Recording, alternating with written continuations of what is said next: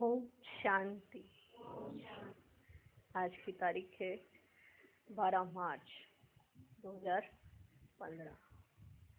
बाबा कहते मीठे बच्चे, जिन्होंने शुरू से भक्ति की है, 84 जन्म लिए हैं, वे तुम्हारे ज्ञान को बड़ी रुचि से सुनेंगे, इशारे से समझ जाएंगे। आज का प्रश्न, देवी देवता घराने के नजदीक वाली आत्मा है या दूर वाली, उसकी परख क्या हो? उत्तर, जो तुम्हारे देवता घराने की आत्माएं होंगी उन्हें ज्ञान की सब बातें सुनते ही जच जाएंगी। वे मूझेंगे नहीं। जितना बहुत भक्ति की होगी उतना जास्ती सुनने की कोशिश करेंगे। तो बच्चों को नब्ज देखकर सेवा करनी चाहिए। ओम शांति। रूहानी बाप बैठ रूहानी बच्चों को समझाते हैं। ये तो बच्चे समझ गए, रूहानी बाप है निराकार। इस शरीर द्वारा बैठ समझाते हैं। हम आत्मा भी निराकार हैं, इस शरीर से सुनते हैं। तो अब दो बाप इकट्ठे हैं ना। बच्चे जानते हैं दोनों बाबा यहाँ हैं। तीसरे बाप को जानते हो, परंतु उनसे फिर भी यह अच्छा है, इनसे फिर भी वह अच्छा। नंबरवार है ना। तो उस लौकिक से संबंध निकल बाकी इन दोनों से संबंध हो जाता है। बाप बैठ समझाते हैं मनुष्यों को कैसे समझाना चाहिए। तुम्हारे पास मेला प्रदर्शनी में तो बहुत आते हैं, ये भी तुम जानते हो 84 जन्म कोई सब तो नहीं लेते होंगे। ये कैसे पता पड़े कि 84 जन्म लेने वाला है या 10 जन्म लेने वाला है या 20 जन्म लेने वाला है? कैसे पता पड़े? अब तुम बच्चे ये तो समझते हो कि जिसने बहुत भक्ति की होगी शुरू से लेकर, तो उनको फल भी इतना ही जल्दी और अच्छा मिलेगा। माना ज्ञान में वो बहुत अच्छे चलेंगे जिन्होंने बहुत अच्छी भक्ति की है। थोड़ी भक्ति की होगी और देरी से की होगी तो फल भी इतना थोड़ा और देरी से मिलेगा। ये बाबा सर्विस करने वाले बच्चों के लिए समझाते हैं। बोलो, तुम भारतवासी हो तो बताओ, देवी देवताओं को मानते हो? भारत में इन लक्ष्मी नारायण का राज्य था ना। जो 84 जन्म लेने वाला होगा, शुरू से भक्ति की होगी, वह झट समझ जाएगा। बरोबर आदि सनातन देवी देवता धर्म था। रुचि से सुनने लग पड़ेंगे। कोई तो ऐसे ही देखकर चले जाते हैं, कुछ पूछते भी नहीं, जैसे कि बुद्धि में बैठते ही नहीं। तो उनके लिए समझना चाहिए कि यह अभी तक यहाँ का नहीं है, अभी तक यहाँ का नहीं है। आगे तो समझ भी लेवे, कहीं ऐसे होता ना, फिर आगे चलकर समझ भी लेवे। कोई का समझाने से झट कांध हिलेगा। बरोबर इस हिसाब से तो 84 जन्म ठीक है। अगर कहते हैं हम कैसे समझें कि पूरे 84 जन्म लिए हैं? अच्छा, 84 नहीं तो 82 देवता धर्म में तो आए होंगे। देखो इतना बुद्धि में जचता नहीं है तो समझो ये 84 जन्म लेने वाला नहीं है। दूर वाले कम सुनेंगे। जितना बहुत भक्ति की होगी ना, वे जास्ती सुनने की कोशिश करेंगे। जिन्होंने बहुत भक्ति की है झट समझ जाएंगे। कम समझता है तो समझो ये देरी से आने वाला है, ये देरी से आने वाला है। भक्ति भी देरी से की होगी। बहुत भक्ति करने वाला इशारे से समझ जाएगा। ड्रामा रिपीट तो होता है ना। सारा भक्ति पर मदार है। माना जितनी जास्ती की भक्ति उतना ज्ञान में तीखे। इसने सबसे नंबर 1 भक्ति की है ना। कम भक्ति की होगी तो फल भी कम मिलेगा। ये सब समझने की बातें। मोटी बुद्धि वाले धारणा कर ही नहीं सकेंगे। ये मेले प्रदर्शनियां तो होती रहेंगी, सब भाषाओं में निकलेंगी।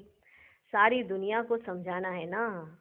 तुम हो सच्चे सच्चे पैगंबर और मैसेंजर। वे धर्म स्थापक तो कुछ भी नहीं करते ना, वे गुरु हैं। गुरु कहते हैं, परंतु वे कोई सदगति दाता थोड़े ही है। वे जब आते हैं उनकी संस्था ही नहीं तो सदगति किसकी करेंगे? जब वो आते हैं तो उस समय उनकी संस्था नहीं होती। गुरु वे जो सदगति दे, दुख की दुनिया से शांति धाम ले जाए। क्राइस्ट आदि गुरु नहीं, वे सिर्फ धर्म स्थापक है। उन्हों का और कोई पोजीशन नहीं है। पोजीशन तो उन्हों का है जो पहले पहले सतो प्रधान से फिर सतो रजो तमो में आते हैं। वे तो सिर्फ अपना धर्म स्थापन कर पुनर्जन्म लेते हैं, ऐसे ही लेते रहेंगे। जब फिर सबकी तमो प्रधान अवस्था होती है तो बाप आकर सबको सबको सबको पवित्र बनाए ले जाते हैं। पावन बना तो फिर पतित दुनिया में नहीं रह सकते। पवित्र आत्माएं चली जाएंगी मुक्ति में, फिर जीवन मुक्ति में आएंगी। कहते भी हैं वह लिबरेटर है, गाइड है, परंतु इसका भी अर्थ ही नहीं समझते। अर्थ समझ जाए ना तो उनको जान जाए। सत्य में भक्ति मार्ग के अक्षर भी बंद हो जाते हैं। ये भी ड्रामा में नूंद है जो सब अपना अपना पार्ट बजाते रहते हैं। सदगति को एक भी पा ना सके। अभी तुमको ये ज्ञान मिल रहा है। बाप भी कहते हैं मैं कल्प कल्प कल्प के संगम युगे आता हूँ। इनको कहा जाता है कल्याणकारी संगम युग, और कोई युग कल्याणकारी नहीं है। सत्युग और त्रेता के संगम का कोई महत्व नहीं। सूर्यवंशी पास्ट हुए, फिर चंद्रवंशी राज्य चलता है, फिर चंद्रवंशी से वैश्यवंशी बनेंगे तो चंद्रवंशी पास्ट हो गए। उसके बाद क्या बने वह पता ही नहीं रहता है ना। अभी तो आपको सब पता है, उस समय तो पता ही नहीं रहता है। चित्र आदि रहते हैं तो समझेंगे ये सूर्यवंशी हमारे बड़े थे, ये चंद्रवंशी थे, वह महाराजा, वह राजा, वह बड़े धनवान थे, वह फिर भी नापास तो हुए ना। ये बातें कोई शास्त्र आदि में नहीं है। अब बाप बैठ समझाते हैं। सभी कहते हैं हमको लिबरेट करो, पतित से पावन बनाओ। सुख के लिए नहीं कहेंगे, क्योंकि सुख के लिए निंदा कर दी है शास्त्रों में। सब कहेंगे मन की शांति कैसे मिले। अभी तुम बच्चे समझते हो तुमको सुख शांति दोनों मिलते हैं। जहाँ शांति है वहाँ सुख है, जहाँ शांति है वहाँ दुख है। सत्युग में सुख शांति है, यहाँ दुख अशांति है। ये बाप बैठ समझाते हैं। तुमको माया रावण ने कितना क्या बना दी, तुमको माया रावण ने कितना तुच्छ बुद्धि बनाया है। यह भी ड्रामा बना हुआ है। बाप कहते हैं मैं भी ड्रामा के बंधन में बांधा हुआ हूँ। मेरा पार्टी अभी है जो बजा रहा हूँ। कहते भी है ना बाबा, कल्प कल्प आप ही आकर भ्रष्टाचारी पतित से श्रेष्ठाचारी पावन बनाते हो। भ्रष्टाचारी बने हो रावण द्वारा, अब बाप आकर मनुष्य से देवता बनाते हैं। ये जो गायन है ना, उनका अर्थ बाप ही आकर समझाते हैं। उस अकाल तख्त पर बैठने वाले भी इसका अर्थ नहीं समझते। बाबा ने तुमको समझाया है आत्माएं अकाल मूर्त है। आत्मा का ये शरीर है रथ, इस पर अकाल अर्थात जिसको काल नहीं खाता वह आत्मा विराजमान है। सत्युग में तुमको काल नहीं खाएगा। अकाले मृत्यु कभी नहीं होगी। वह है ही अमरलोक और यह है मृत्युलोक। अमरलोक मृत्युलोक का भी अर्थ कोई नहीं समझते। बाप कहते हैं मैं तुमको बहुत सिंपल समझाता हूँ, बहुत सिंपल समझाता हूँ। सिर्फ मामिकम याद करो तो तुम पावन बन जाएंगे। साधु संत आदि भी गाते पतित पावन। पतित पावन बाप को बुलाते हैं। कहाँ भी जाओ तो ये जरूर कहेंगे पतित पावन सीताराम। सच तो कभी छिप नहीं सकता। तुम जानते हो अभी पतित पावन बाप आया हुआ है, हमें रास्ता बता रहे हैं। कल्प पहले भी कहा था अपने को आत्मा समझ मामिकम याद करो तो तुम सतो प्रधान बन जाएंगे। तुम सब आशिक हो मुझ माशूक के। वे आशिक माशूक तो एक जन्म के लिए होते हैं। तुम जन्म जन्मांतर के आशिक हो। कब के याद करते आए हो। हे प्रभु, देने वाला तो एक ही बाप है ना। बच्चे सब बाप से ही मांगेंगे। आत्मा जब दुखी होती है तो बाप को याद करती है। सुख में कोई याद ही नहीं करते, सुख में कोई याद ही नहीं करते, दुख में याद करते। बाबा आकर सदगति दो। जैसे गुरु के पास जाते हैं, हमको बच्चा दो। अच्छा बच्चा मिल गया तो बहुत खुशी होगी, बच्चा नहीं हुआ तो कहेंगे ईश्वर की भाभी। ड्रामा को तो वह समझते ही नहीं। अगर वह ड्रामा कहें तो फिर सारा मालूम होना चाहिए ना। अगर ड्रामा कह दें तो सारा मालूम होना चाहिए। तुम ड्रामा को जानते हो और कोई नहीं जानते, ना कोई शास्त्रों में ही है। ड्रामा माना ड्रामा, उनके आदि मध्य अंत का पता होना चाहिए। बाप कहते हैं मैं 5,000 वर्ष बाद आता हूँ। ये 4 युग बिल्कुल इक्वल है। स्वास्तिका का भी महत्व है ना। खाता जो बनाते हैं उसमें स्वास्तिका बनाते हैं। ये भी खाता ही है ना। हमारा फायदा कैसे होता है, फिर घाटा कैसे पड़ता है, घाटा पड़ते पड़ते अभी पूरा घाटा पड़ गया है। ये हार जीत का खेल है। पैसा है और हेल्थ भी है तो सुख है, पैसा है हेल्थ नहीं तो सुख नहीं। तुमको हेल्थ वेल्थ दोनों देता हूँ तो हैप्पीनेस है ही। जब कोई शरीर छोड़ता है तो मुख से कहते हैं ना फलाना स्वर्ग पधारा, लेकिन अंदर दुखी होते रहते हैं। इसमें तो और ही खुश होना चाहिए। फिर उनकी आत्माओं को नरक में क्यों बुलाते हो? कुछ भी समझ नहीं है।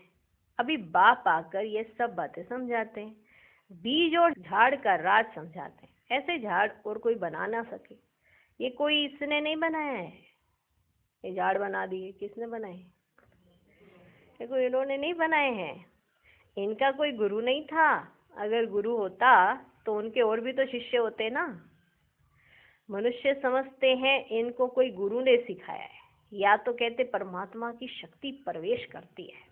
अरे परमात्मा की शक्ति कैसे प्रवेश करेगी?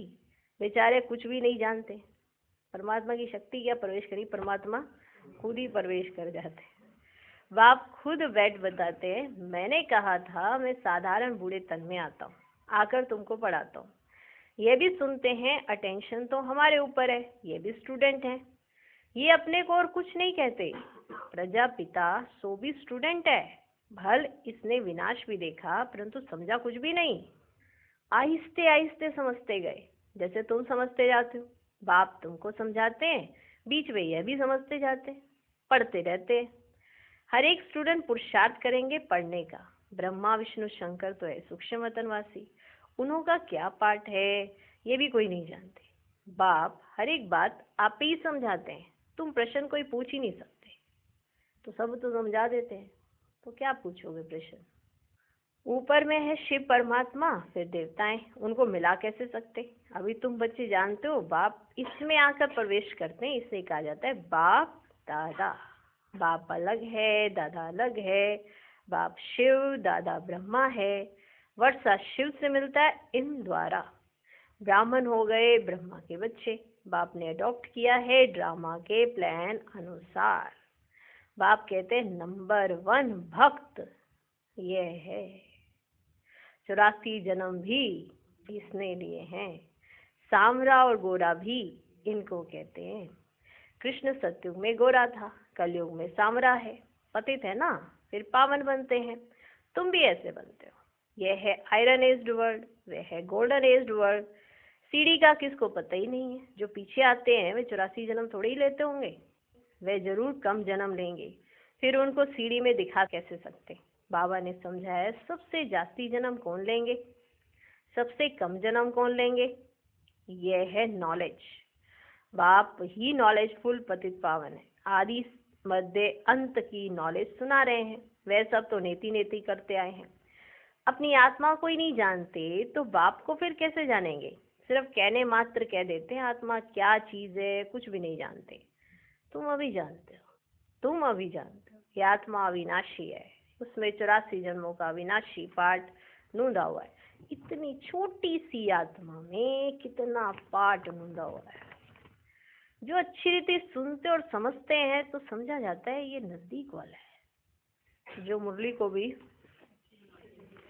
बड़े अच्छे से सुन रहा होता है और समझ रहा होता है तो समझा जाता है कि ये बड़े नजदीक वाला है। बुद्धि में नहीं बैठता है तो देरी से आने वाला होगा। सुनाने के समय नमज देखी जाती है, समझाने वाले में भी नंबरवार है ना। तुम्हारी ये पढ़ाई है, राजधानी स्थापन हो रही है। कोई तो ऊंच से ऊंच राजा ही पद पाते हैं, कोई तो प्रजा में भी नौकर चाकर जाके बनते हैं। बाकी यहाँ इतना है कि सत्यु में कोई दुख नहीं होता है। उनको कही जैसे सुखदान भविष्य पास्ट हो गया तब तो याद करते हैं ना। मनुष्य समझते हैं स्वर्ग कोई ऊपर छत में होगा। दिलवाड़ा मंदिर में तुम्हारा ऊपर यादगार खड़ा है ना, इसलिए उन्होंने छत में ही समझ लिया है।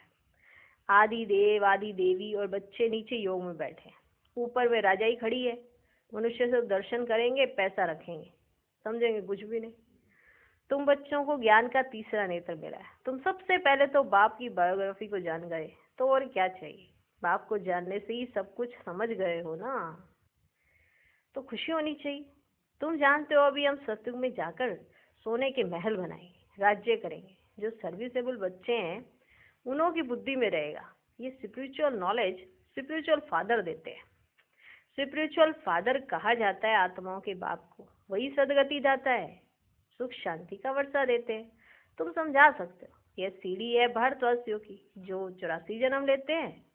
तुम आते ही आधे में हो, तो तुम्हारे 84 जन्म कैसे होंगे? वो कहाँ से दिखाएं हम सीढ़ी के अंदर? तुम तो आधे में आते हो। सबसे जास्ती जन्म हम लेते हैं, ये बड़ी समझने की बात है। मुख्य बात ही है पतित से पावन बनने के लिए बुद्धि योग लगाना है। पावन बनने की प्रतिज्ञा कर, फिर अगर पतित बनते हैं तो हड गुड एकदम टूट पड़ती है, जैसे कि 5 मंजिल से गिरते हैं। बुद्धि मलेच्छ की हो जाती है, दिल अंदर खाता रहेगा, मुख से कुछ निकलेगा ही नहीं। इसलिए बाप कहते हैं खबरदार रहो। क्या कहते हैं? खबरदार रहो। अच्छा, मीठे मीठे सिकिलधे बच्चों प्रति माता पिता बाप दादा का याद प्यार और गुड मॉर्निंग। रूहानी बाप की रूहानी बच्चों को नमस्ते। हम रूहानी बच्चों की भी रूहानी बाप को नमस्ते नमस्ते नमस्ते, गुड मॉर्निंग। धारणा के लिए मुख्य सार। पहला पॉइंट, इस ड्रामा को यथार्थ रीति समझ माया के बंधनों से मुक्त होना है। स्वयं को अकाल मूर्त आत्मा समझ बाप को याद कर पावन बनना है। दूसरा पॉइंट, सच्चा सच्चा पैगंबर और मैसेंजर बन सबको शांति धाम सुख धाम का रास्ता बताना है। इस कल्याणकारी संगम युग पर सभी आत्माओं का कल्याण करना है। आज का वरदान, माया के बंधनों से सदा निर्बंधन रहने वाले योग युक्त बंधन मुक्त भव। बंधन मुक्त की निशानी है सदा योग युक्त। योग युक्त बच्चे जिम्मेवारियों के बंधन व माया के बंधन से मुक्त होंगे। मन का भी बंधन ना हो। लौकिक जिम्मेवारी तो खेल है, इसे डायरेक्शन प्रमाण खेल की रीति से हंसकर खेलो, तो कभी छोटी छोटी बातों में थकेंगे नहीं। अगर बंधन समझते हो तो तंग होते हो, क्या क्यों का प्रश्न उठता है। लेकिन जिम्मेवार बाप है, आप निमित्त हो। इस स्मृति से बंधन मुक्त बनो तो योग युक्त बन जाएंगे। आज का स्लोगन, करण करावन हार की स्मृति से भान और अभिमान को समाप्त करो। ओम शांति।